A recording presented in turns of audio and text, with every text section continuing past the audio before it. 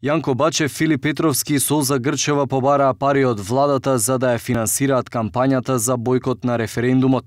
Велат колку ќе потроши извршната власт за поддршка на референдумот, толку пари треба да добијат и тие, за да ги задржат граѓаните дома на 30 септември. Со оваа операција ќе раководи, како што велат, кризен штаб, а нивниот слоган е Македонија бојкотира. Ние сме спремни доколку владата земе 1 евро и нас да ни даде 1 евро. Значи спремни сме на секоја сума. Колку ќе земе владата за кампања, толку да даде на кризниот штаб, бидејќи кажав, јавен интерес во оваа држава секој граѓанин да го слушне мислењето на двете пораки, и пораката на владата и пораката на кризниот штаб, па народот нека се одлучи. Доколку владата не им одобри средства, организациите кои се дел од кампањата за бојкот се договориле заеднички да учествуваат во финансирањето.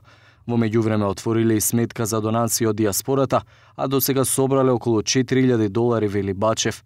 Филип Петровски пак вели дека референдумското прашање е нелогично и од него може да произлезат повеќе одговори. Прво треба да се праша народот дали е за промена на уставното име, а понатака може во други референдуми, кои што може да бидат и во исти ден, да се прашуваат и други прашања. Значи, прашањето е нелогично и етикета е од страна на владата и од страна на новинарите кои што се блиски до владата, дека некој е против НАТО или ЕУ, ако е против овој референдум. Прво и основно, овој референдум е нелогичен и незаконски е донесен на брзинка. Од друга страна, Солза Грчева вели дека иако владата се залага за влез на Македонија во Европската унија и НАТО, како и за европските вредности, сепак голем белек оставаат, како што вели, наместените тендери и предреферендумските вработувања. Никаде немаме подпис од Европската унија дека ако се прекрстиме и го прифатиме договорот, дека навистина ќе ни се отворат вратите. Ќе ни се отвори вратича, а потоа не чекаат икс пречки внатре. Тие пречки, овој тип на владење востановен веќе во Македонија не може да ги пречекори.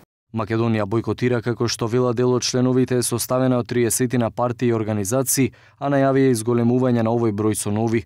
Нивната главна цел е со кампањата да ги одвратат македонските граѓани од намерата да излезат на гласање, со што референдумот би бил неуспешен, а потоа, како што велат, по автоматизам ќе следува оставка од премиерот Заев.